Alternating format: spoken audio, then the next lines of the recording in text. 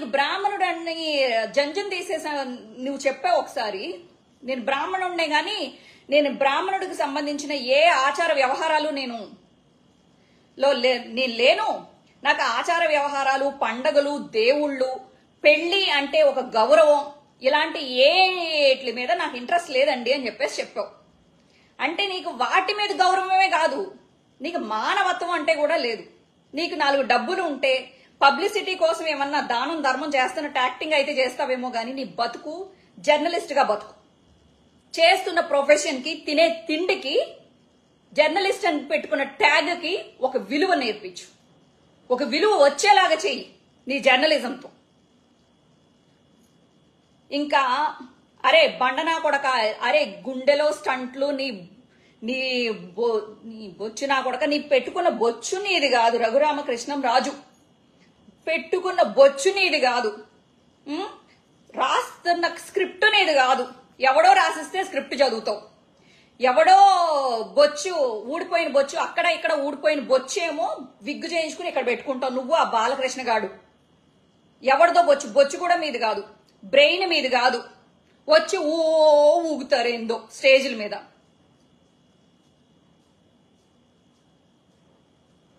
ఎవరి కోసం? రేపో మాపో రాలిపోయే ఆ పండు, ముగ్గిపోయిన పండు చంద్రబాబు గారి కోసం. అరే చంద్రబాబుగా నువ్వు అనుకుంటున్నావేమో దేవుడు నిన్ను వదిలిపెట్టాడు అని. తప్పమ్మా, చాలా పెద్ద తప్పులో కాలు ఇప్పుడు వేసినావమ్మా. నీ రిలీజ్ అనేది రాసి పెట్టుకో ఈ డేటు. ఇక్క నుంచి మొదలైంది గేమ్. అవును, పక్కా గేమ్ ఇప్పుడు మొదలైంది. ఎప్పుడైనా సింహానికి మైదానంలో ఉన్నప్పుడే లేడీ చాలా ఇంట్రెస్ట్ గా కనబడుతుంది. అది పరిగెత్తి పట్టుకున్నప్పుడే అసలైన వేట ఆనందంగా ఉంటుంది. ఏంది? అదే సింహం దగ్గరికి చంపేసిన ఒక లేడీని తీసుకొచ్చి అక్కడ పడేస్తే దానికి కిక్ ఉండదు. నేను ఇంతకీ ఏం చెప్పానో అర్థం చేసుకోలేనంత పిచ్చోళ్ళు ఇక్కడ ఎవరు లేరు. అర్థమైనట్టుంది. 2 అడుగులు వెనక్కేస్తే అది వేట కోసమని అర్థం చేసుకుంటే చాలా చాలా బాగుంటుంది. ఈ ఆనందం మీకు శాశ్వతంగా ఉండదు అని నాకు తెలుసు. ఇదంతా తాత్కాలికమైన ఆనందాన్ని మీరు అనుభవిస్తున్నారని నాకు తెలుసు. ఎవరైతే టీడీపీ వాళ్ళు బాణసంచా గాల్చుకుంటూ ఆహా ఊహు అని హాహాకారాలు చేసుకుంటూ ఈ రావణాసురుడి వధ, దీపావళి చాలా తొందరలో వస్తోంది, నరకాసురుణ్ణి వధించిన సత్యభామ, అలాగే శ్రీకృష్ణుడు ఎలా అయితే మనకి దీపావళిని అందించారో, వీడికి కళ్ళు పోతాయో లేకపోతే కళ్ళు ఉంటాయో, లేకపోతే వీడి ఆపరేషన్ తర్వాత వీడు ఆరోగ్యంగా ఉంటాడో, లేకపోతే భువనేశ్వరి ఒళ్ళో హరి అంటాడో మనకి తెలియదు కదా. వీడికి ఎందుకంటే మీరే చెప్పుకుంటున్నారు, వీళ్ళ ఫ్యామిలీ మెంబర్సే చెప్తారు వీడి ఒంటి నిండా రోగాలు. బయటకు వచ్చావు కదరా మీ ఇంట్లో ఒక 1 నెల రోజులు బాగా రెస్ట్ తీసుకుని మొత్తం అన్ని రోగాలు పోగొట్టుకో నా కొడక. అబ్బే ఇదంతా పండగే, అంత సీన్ ఉందారా మీకు? అంత సీన్ ఉందా అని అడుగుతా. అంత ఈజీగా మీకు హ్యాపీనెస్ దొరికేస్తుందా? మీరు ఎంత కష్టపడినా, ఎంత రోడ్లకి అడ్డంగా పవన్ కళ్యాణ్ లాగా దొర్లిన టీడీపీకి గాని, వాళ్ళ కార్యకర్తలకి గాని, లేకపోతే చంబాగాడికి గాని, ఆడి పెళ్ళానికి గాని, ఆడి కొడుకుకి గాని, ఆడిని నమ్ముకున్న దత్తపుత్రుడు నా కొడుకు, ఊరపంది నా కొడుకు ఆడికి గాని ఎవ్వరికి 10 నిమిషాలు ఆనందం దొరకదు. చూస్తూ ఉండండి. మొత్తానికి చంద్రబాబుకి బెయిల్ వచ్చింది. ఇన్నాళ్లుగా వ్యవస్థల్ని మేనేజ్ చేసుకుంటూ పబ్బం గడిపిన చంద్రబాబు ఇన్నాళ్లకు చట్టానికి చిక్కి జైల్లో 1/2 దినోత్సవం చేసుకున్నారు. 50 రోజులు సక్సెస్ఫుల్ గా కంగ్రాచులేషన్స్ చంద్రబాబు, నన్నెవడో పట్టుకోలేడు, నన్నెవడో ఏం పీకలేడు, నేను ఎన్ని స్టేలన్నా తెచ్చుకుంటా, ఎన్ని వ్యవస్థలన్నా మేనేజ్ చేసుకుంటా అనుకుంటున్నా ఈ చెంబాగాడిని 50 రోజులు జైల్లో వేసిన ప్రభుత్వానికి నా జేజేలు, హ్యాట్స్ ఆఫ్. అండ్ మొన్నటిదాకా మరి వైఎస్ఆర్సీపీ వ్యవస్థలను మేనేజ్ చేస్తోంది, బీజేపీ వైఎస్ఆర్సీపీ అందరూ కలిసి వాంటెడ్లీ లేని పాపాలని నా మూటలో వేసి నేనే పాపం చేశాను అని చెప్తున్న చంద్రబాబు నాయుడు గాడికి ఒకే ఒక్క క్వశ్చన్, మరి ఎన్ని వ్యవస్థలను మేనేజ్ చేసి నువ్వు ఈ రోజు బయటకు వచ్చావు? ఒకవేళ వ్యవస్థల్ని మేనేజ్ చేసేవాళ్ళమైతే ఇప్పటికీ నీ కళ్ళు ఏమైపోయినా పర్వాలేదా, నువ్వు ఈ జైల్లోనే ఉంచొచ్చుగా. నువ్వు చేసావా వ్యవస్థల్ని మేనేజ్? ఇప్పుడు ఆన్సర్ ఉండదు.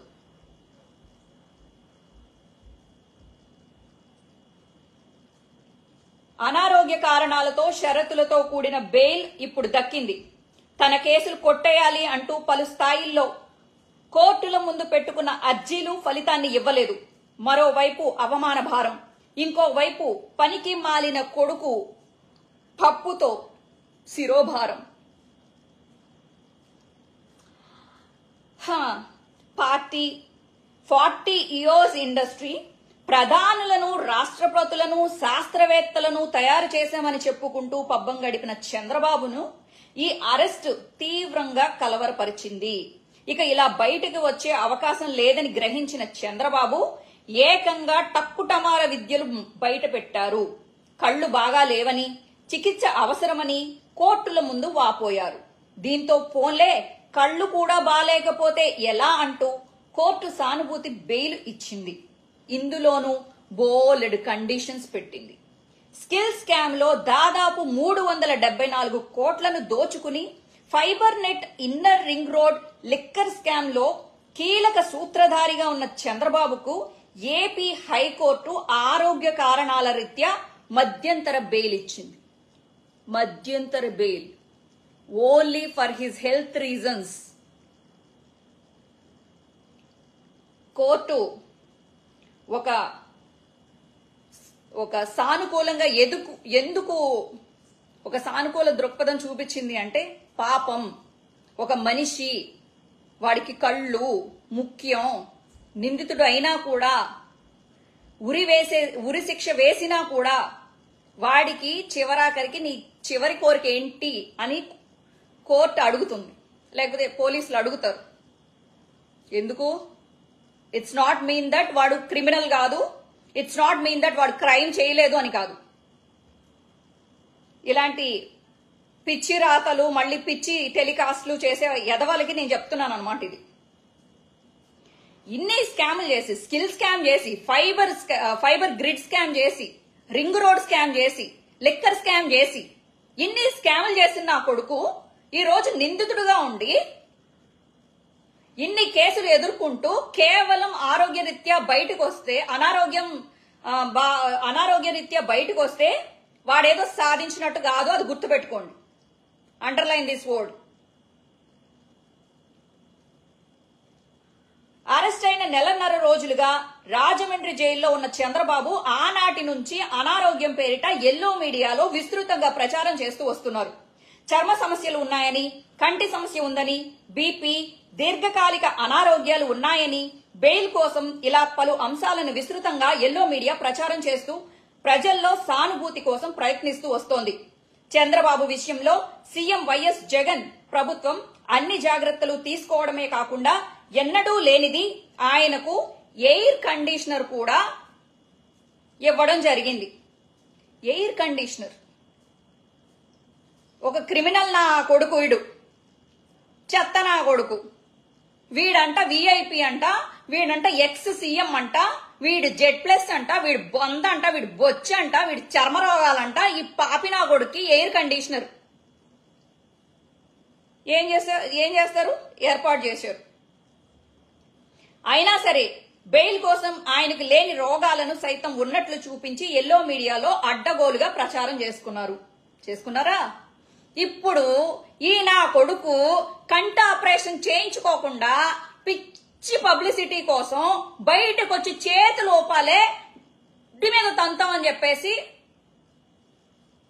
చెప్పారనమాట. వీడు బయటకు వచ్చి చేతులు ఊపడం, నా కోసం ఓట్లేయండి, వాళ్ళని సీఎం చేయండి, నేను చెప్పిన వాళ్ళకే ఓట్లేయండి అని పిచ్చ మాటలు మాట్లాడితే మాత్రం ఊరుకునేది లేదు అని చెప్పేసి మన కోర్టు అందనమాట. ఈ నేపథ్యంలో ఈయనకు షరతులతో కూడిన 4 వారాల మధ్యంతర బెయిల్ను హైకోర్టు ఇస్తూ విధించిన షరతులు ఏంటంటే ఎటువంటి రాజకీయ కార్యకలాపాల్లో పాల్గొనకూడదు, కేసుకు సంబంధించిన సాక్షులను ప్రభావితం చేయకూడదు. అబ్బా మనం ఏమన్నా ఇదేంటి భూతద్దం పెట్టుకుని చూస్తామా శ్రీ, ఈ నా కొడుకు బుద్ధిని మనం నమ్మలేము అని చెప్పేసి మీరు అనుకుంటారు. దానికి కూడా ఆలోచించి ఏం చేశారంటే చంద్రబాబుతో 2 డిఎస్పీలు ఎస్కార్ట్ ఉంచాలి అన్న ప్రభుత్వ అభ్యర్థనపై పూర్తి వివరాలతో కౌంటర్ దాఖలు చేయనున్న న్యాయమూర్తి.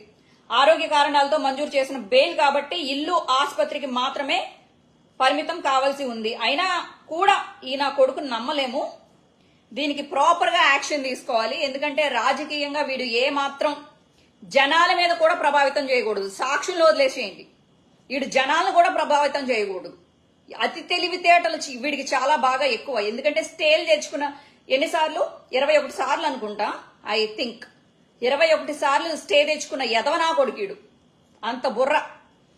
వ్యవస్థలను మేనేజ్ చేసి బెయిల్ రానియడం లేదన్నారు.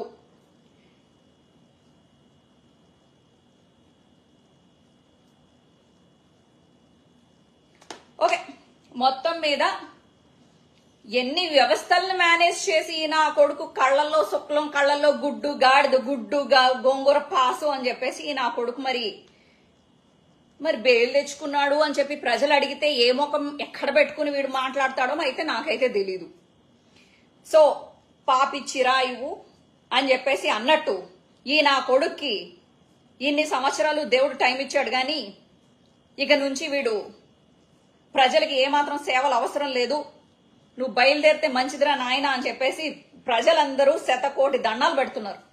నేను కాదు, జనాలందరూ ఈ నా కొడుకు ఇంకా ఎందుకు బతుకున్నాడు, మమ్మల్ని మా డబ్బులు, మా ప్రజల డబ్బులు అన్ని ఇన్ని వేల కోట్లు తెలిసే ఇన్ని వేల కోట్లు కనబడుతున్నాయి అంటే ఇక తెలియకుండా 14 సంవత్సరాలు వీడు ముఖ్యమంత్రిగా ఏలి ఎన్ని లక్షల కోట్లు కొట్టేశాడో అని చెప్పేసి ప్రజలందరూ గుండెలు బాదుకుని అయ్యో డబ్బులు, ఈ డబ్బులు ఉండుంటే ఆంధ్ర రాష్ట్రం ఎంత బాగుండేది, ఎంత అభివృద్ధి చెందేది, మేమందరం పిల్ల పాపలతో ఎంత బాగుండేవాళ్ళం. అదే జగనన్న ఒకవేళ ఆ డబ్బులు కనుక అతని చేతికి వస్తే, ప్రభుత్వ ఖజానాకు వస్తే ఇంకెన్ని పథకాలు మనకి పెట్టి మనల్ని ఆదుకునేవాడో అని చెప్పేసి అందరూ గుండెలు బాదుకుంటున్నారు లేడీస్.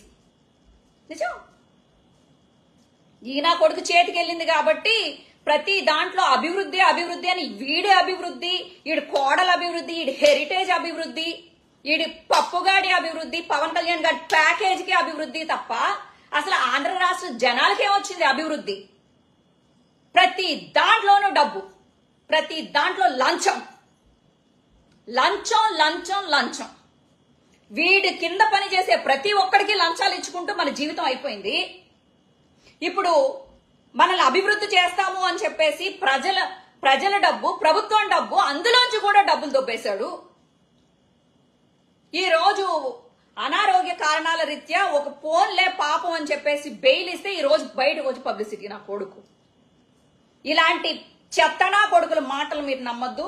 ఈడు రేపు నుంచి ఎలా అయినా పబ్లిసిటీ స్టార్ట్ చేస్తాడు. స్టార్ట్ చేసినా కూడా ఎవరు ఈ చెత్త మాటలకు పడకండి. అసలు నిజమేంటి అనేది మీరు తెలుసుకోండి. మీ అందరికీ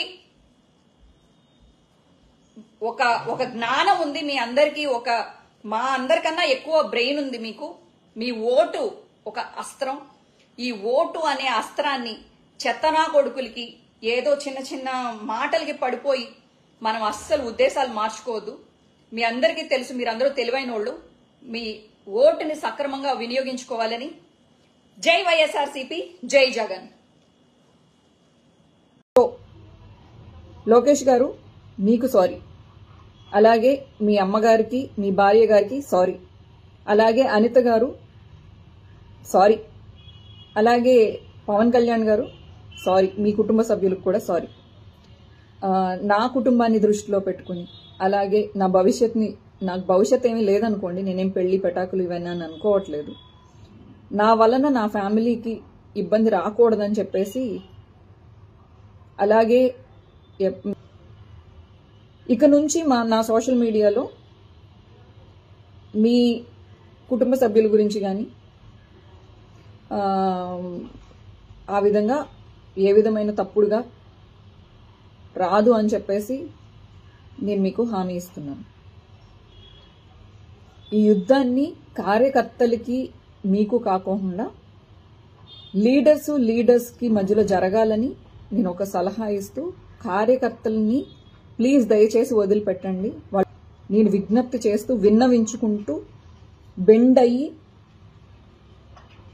అడుగుతున్నాను, మా కార్యకర్తల్ని వదిలిపెట్టండి అని చెప్పి, ఇంక్లూడింగ్ మీ, నన్ను కూడా క్షమించండి.